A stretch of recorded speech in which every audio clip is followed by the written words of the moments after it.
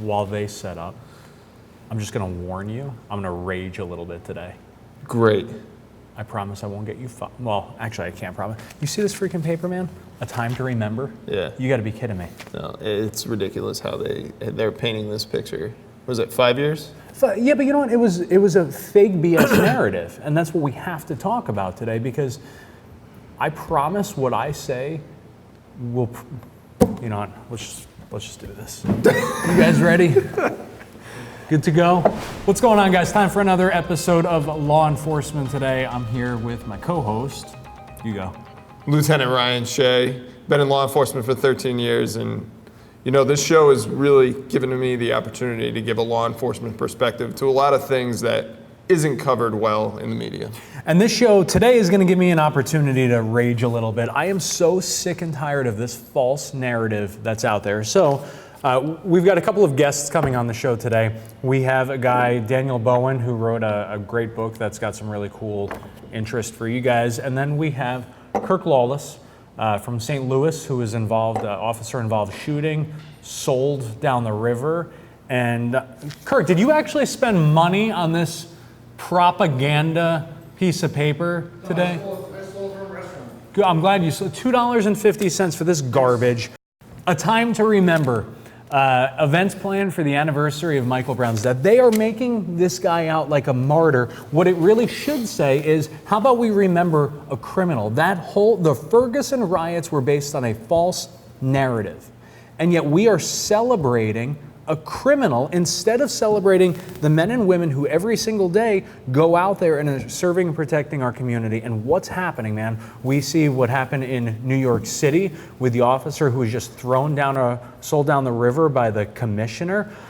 The officer doing his job, was his name even mentioned in that article? I don't know. I couldn't bring myself to actually read it. All Perfect. I read was the headline. But that's the thing. We're not talking about the officer and the actions he took when faced with a life or death situation that he was put into by a suspect. Right. We're talking about the victim.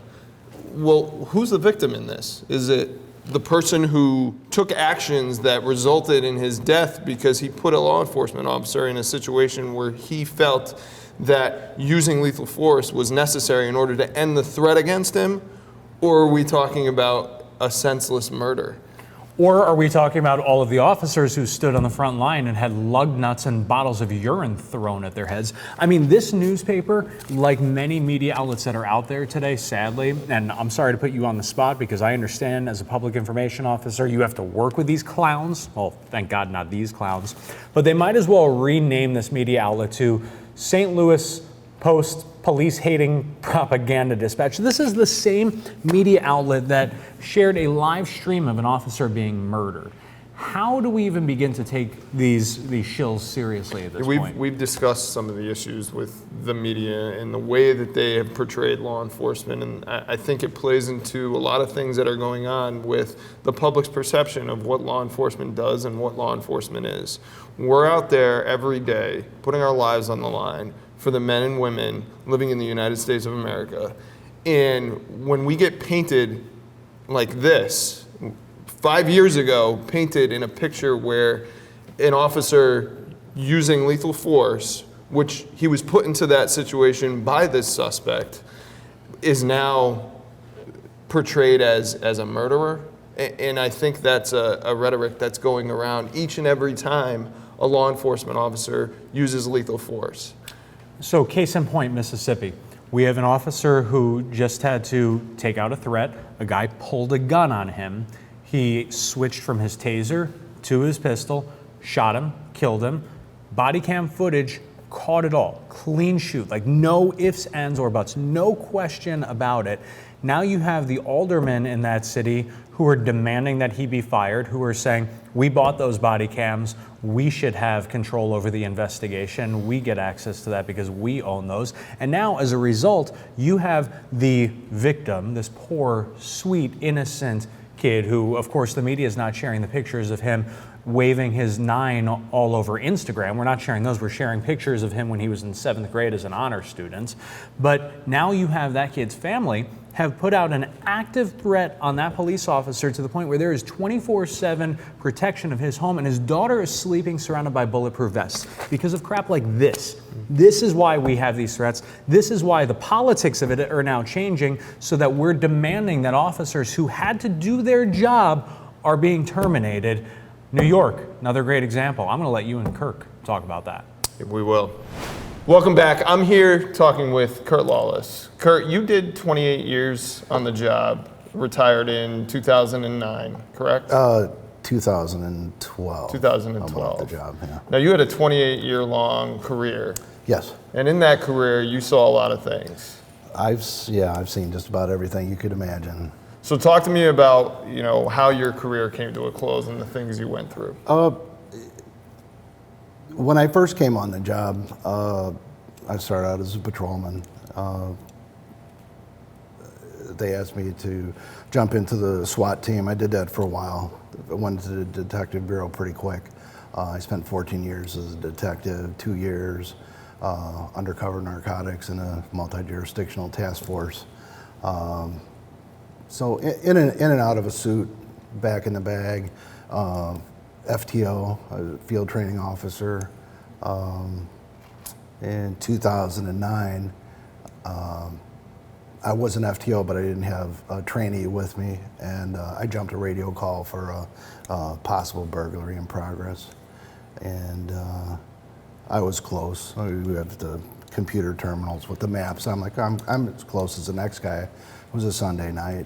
And I was like, I'm close as the next guy, I'll just go. I won't even get on the radio and tie up traffic, because that's, older guys don't like that. You get on the radio and start talking about non-essential stuff. And, so I got my patrol rifle ready and hit the button and took off. And when I got to the house, I saw a female officer, her last night of field training, actually. And she was in front of a door, and there was a big guy inside the house, and I could tell by her body language that something wasn't quite right. And you go on a lot of those burglary in progress calls, and it's a dog in a trash can or a raccoon or something like that. But the hair on the back of my neck stood up because I knew something. Her body language, his body language, all that. The guy came out of the house, and he was holding a baseball hat in his hand. But he had it pointed at her. Mm-hmm. He was holding his left hand and had his hand in the hat. So as soon as I got out of the car, I made sure to tell her that he was a bad guy and that she needed to back up. And he wasn't interested in her anymore. He was interested in me. So I kind of got where I was comfortable, knowing what was about to happen. And he had ample opportunity to run, and he chose not to. So, how many times you tell a guy to show your hands? And when he did show his hand, he had a loaded revolver with the hammer back, ready to go single action. And I lit him up in the driveway. I shot him twice and put him down, and he died a little, shortly after. So that was a use of force that you were involved in, and the things that happened afterwards definitely have impacted the way that you speak about the things that happened in that agency. And for any law enforcement officer that's involved in a lethal shooting, I think it's something that needs to be talked about, especially from someone like you who's been through it. Well, and that's the thing. When we're on the job, you're still on the job, so you have a muzzle on. There's certain things you can or can't say. Where I was at, you couldn't talk to the press, you couldn't talk to anybody in the media without permission from the top. And if you did, they could punish you. When I got back to the police station, and now I'm retired, so I can say what I want. I can tell the story because it's true. There's no reason to make it up. When I get back to the police station, captain that I work for told me that the guy that I shot died, which was obvious it was going to happen. And in the next breath, he told me I didn't write enough tickets. Yeah, that would probably not be the best thing to say to somebody who was just involved in a officer-involved shooting. I agree with that 100%. So some of the things that I think need to be talked about in our profession is taking care of officers mentally after these things occur. You know, officers get put in life or death situations and they take justified actions to end a threat to them or others. Right. And then the things that happen afterwards, the things that go through their minds, the debriefings that are done, and then down the road thinking about what happened immediately following that use of lethal force. In this case, what comes to your mind is you were spoken to about not doing enough in terms of your proactivity. Right. Which in that situation is probably not the discussion that you want to have. Right. No, you don't want to have that discussion. After the event happened, and you know, we did the. You talk about the debriefing. The debriefing was shooting happened on the 19th of July at about 11:30 at night. I had left the police station at like 6:30, 7 o'clock in the morning. I was on a midnight shift. I had to come back to be interviewed after the shooting, which is, you know, against That same day? yeah, Wow. the same day. So I was at the station for quite a few hours. Went home, didn't sleep. Actually, I didn't sleep for like 4 days after it happened. But I will tell you this: I turned 50 on July 21st on a midnight shift in my police car, because 26 hours after the shooting, I was back on the road. Wow. And do you think that there's more that agencies should be doing for officers that are involved in officer-involved shootings? Definitely. I mean, the agency I work for is probably operating outside the norm of most places. But if you get involved in any shooting, whether it's a fatality or not, you need some time to decompress. Correct. You know, generally big departments like St. Louis City PD, SLMPD, those guys, they have homicide dicks. They come out and they'll say, you know, hey, you go out and, you know, wind down and just talk about nothing. Just give me the nuts and bolts of what happened. And basically, I went to a call, bad guy came in the house, pointed a gun at me, I shot him. That's all we need to know. You know, now you got body cameras, so they can look at that. But you need to take, you know, you have some sleep cycles. I didn't have a sleep cycle for 4 days. Yeah. And I think we've learned a lot in even the past 10 years on dealing with the aftermath of officer-involved shootings. You know, I think in your case, the time frame that you were involved in that shooting, I think post-traumatic stress, those things weren't openly discussed as issues that should be cared for when it comes to officers. Yeah.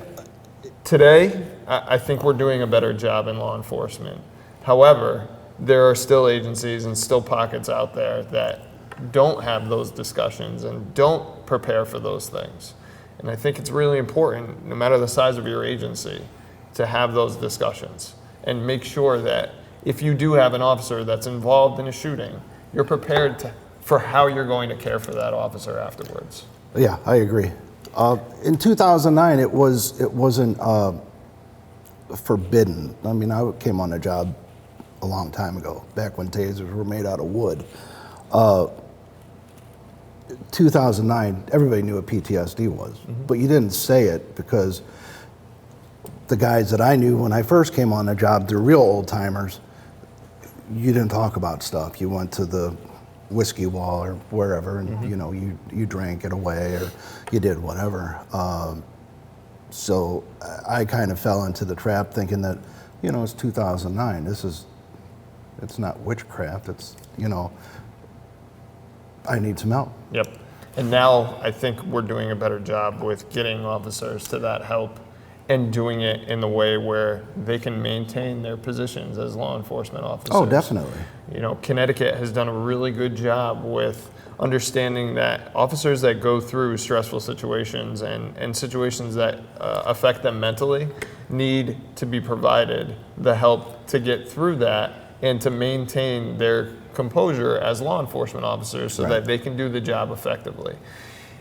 If that doesn't happen, then you can end up in situations where somebody does come back to the road and is back in uniform and is not there mentally where they need to be. Right. And for us, as agencies in this state, I think we've been through a lot of things. Sandy Hook, my agency has been through multiple mass shootings.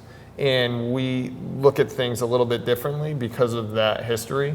But I think as a state, we've definitely come a long way when it comes to post-traumatic stress and dealing with things that should be dealt with in a mental health area for officers without compromising them as law enforcement officers and without preventing them from continuing to do the job and do the job right. I agree. The East Coast is more progressive about that. Midwest, we're not stagnant, but we're behind the curve. We always have been, so we would always be like, well, look to the East Coast, look to NYPD and big agencies that have like active police unions that really have some teeth to get things done. The biggest thing about you, Curt, is you were an officer who really loved to be in uniform and loved to do the job. Every day. We talked off camera how you did these things as an FTO. You taught others how to do the job. Yeah. And that's, I was an FTO. I was part of our FTO program as a supervisor overseeing newer officers training. And it's individuals like you that really bring a passion to the law enforcement and bring a passion to teaching officers how to do the job. And you continued that through your entire career. Yeah, I mean, I think it's the most important job in the department, really. I mean, because you're getting kids out of the police academy, not kids, but young, 21 years old, and they learn what they learned in the police academy, and they put them with a seasoned officer. The old story, forget everything you learned. You don't forget any of that, but you add to it. And you need somebody to guide your hand, and it's better to have somebody with, some years of service that are worthier that you could weigh against, there's guys that I know now that are FTOs and they've been cops for like a year and a half. I mean, that's a disservice. Not only that, but it's being in that car and teaching that newer officer not only the job, but the things that we feel are extremely important in law enforcement when it comes to the brotherhood and when it comes to taking care of your fellow officers and the mentality that you have to go out there each and every day to do the job of public safety and do it well alongside your brothers and sisters in law enforcement. If those are the things that, and tell me if I'm wrong, but I think if I was in a car with you as a newer officer, we would be having those discussions. Oh, every night, all night. And that's so important to have. Yeah. So if you want to hear more about Curt, you're going to be on Behind the Uniforms with us shortly. Yes. Definitely check out that episode. Curt, I want to thank you for coming on and talking with me today. At some point, every officer has to be off duty. Lieutenant Shea, I'm sure, will say that you are never off duty, but I think from a physical, mental, emotional, spiritual perspective, at some point you got to figure out how to check out. But the truth is that when you check out, you can't really always actually be checked out. So I'd like to introduce you all to Daniel Bowen. First of all, you've got quite the background in the world of being a protector, right? Yes. Who are you? Well, I'm a former combat veteran. I served 6 years with the U.S. Army's 10th Mountain Division. I'm a former federal law enforcement officer, and I still to this day, about 5.5, almost 6 years conducting protective services, ranging from work here in the U.S. with celebrities, political figures, all the way to being contracted by the State Department doing protective services overseas. So I invited him up from the swamp, Washington, D.C., because he's got this great book, Law Enforcement Guide to Surviving the Off-Duty Environment. Now, I read the book on an airplane. It's an easy read. I didn't read it as a cop. I read it as someone who is probably more close to the always off-duty approach that you and I were talking about. When you are off-duty as a law enforcement officer, are you actually off-duty? Can you be mentally? From personal experience and having conversations with fellow officers, having done 30 years, Some states might say you're never off duty. City police departments might say you're never off duty. You might have the same police powers as you do when you're out of uniform.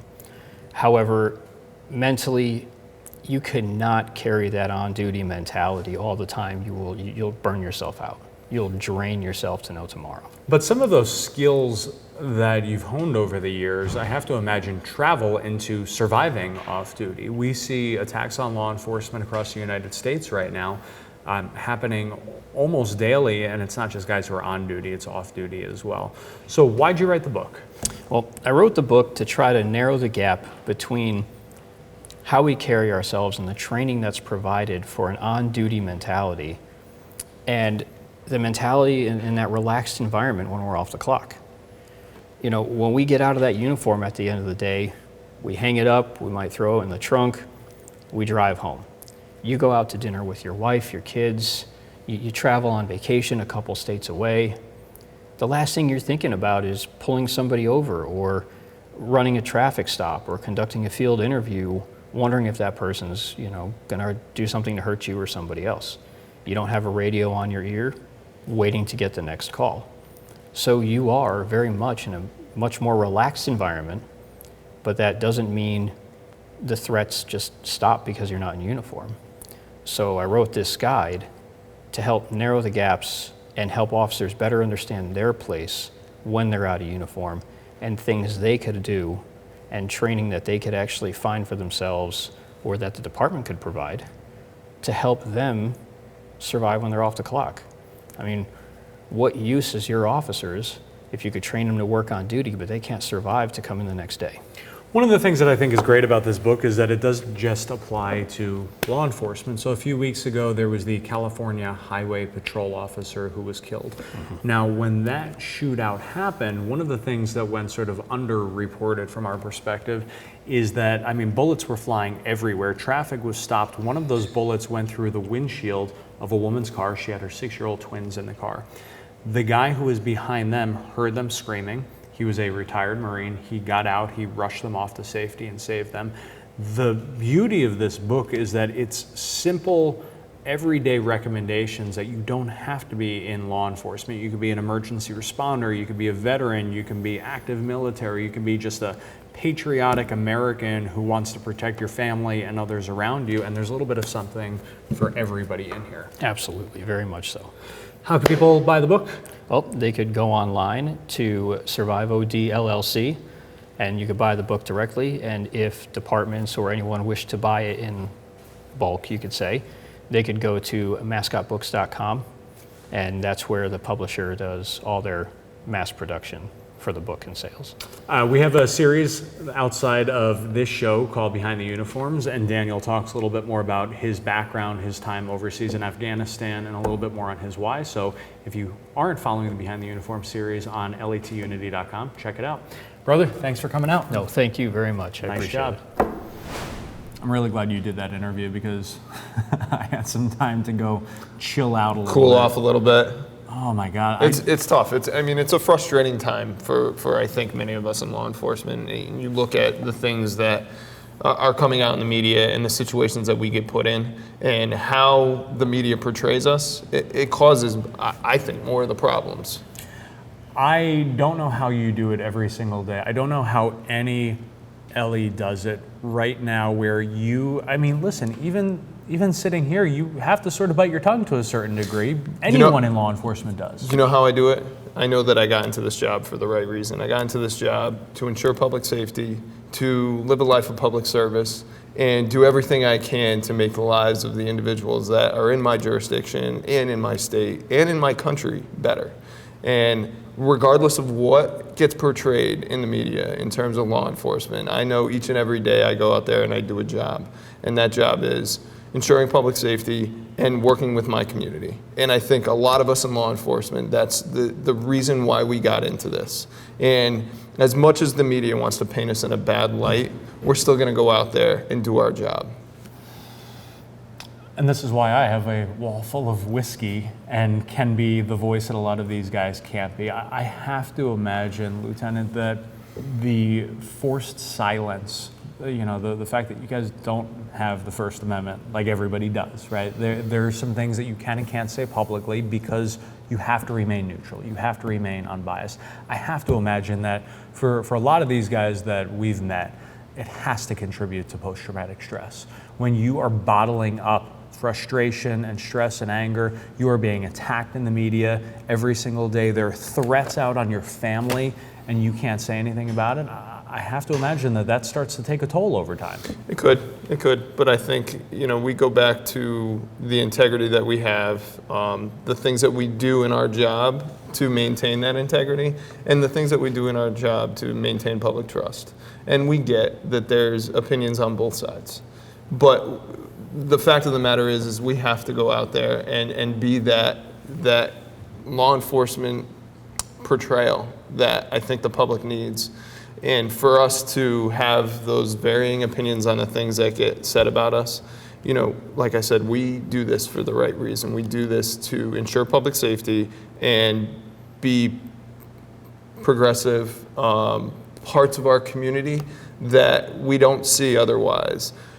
There's individuals out there who want to knock us down. They want to portray us as these evil individuals.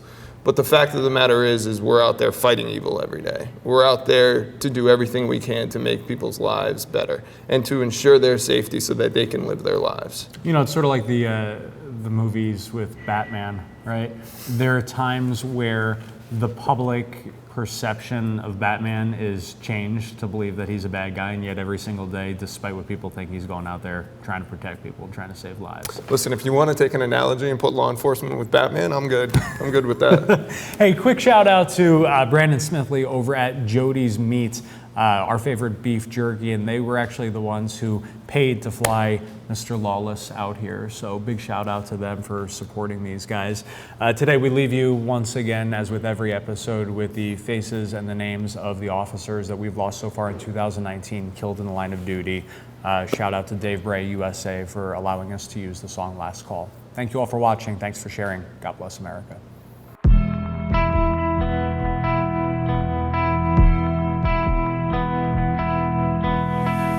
Man down, I'm bleeding out.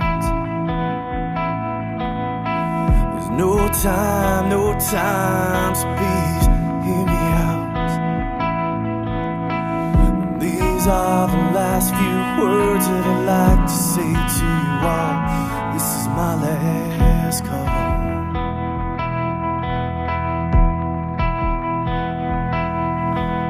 Tell my wife I love her and that I won't be home tonight. Thank her for those long, hard years that we tried to get it right. And tell her I'll be waiting after she makes it through it all. This is my last call. But ask her to forgive me.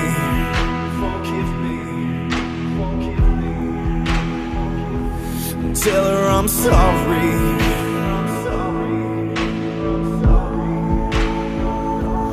That I can't be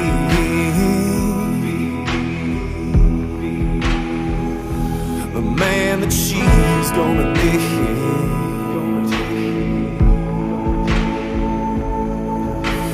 Tell her I'll be waiting where the winter meets the fall. This is my last call.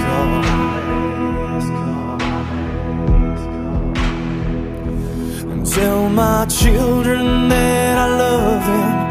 Oh yeah, that daddy always loved them so. And tell them to hold their mother tight and to never let her go. And tell them I'll always be watching, looking over them through it all. This is my last call.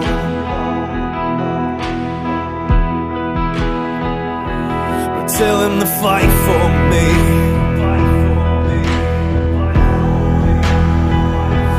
Do what's right for me.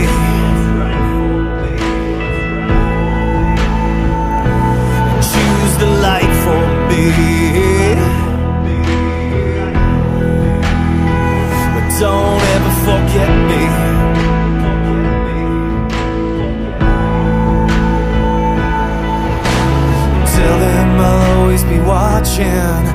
I'll be there when they fall. This is my last call.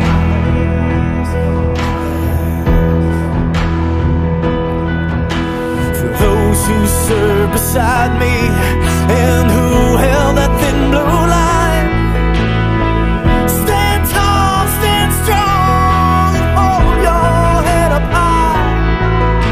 I'm sorry I let you down today, but please know I gave my all. This is my last call.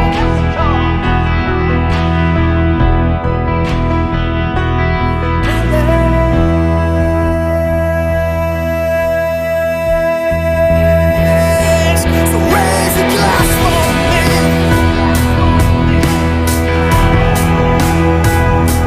and kick some ass for me.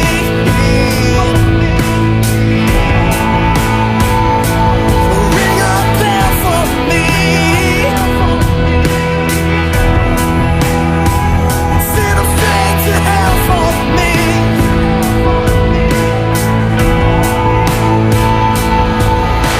I'd like to think I saved a few good lives, but I couldn't save them all. This is my last call.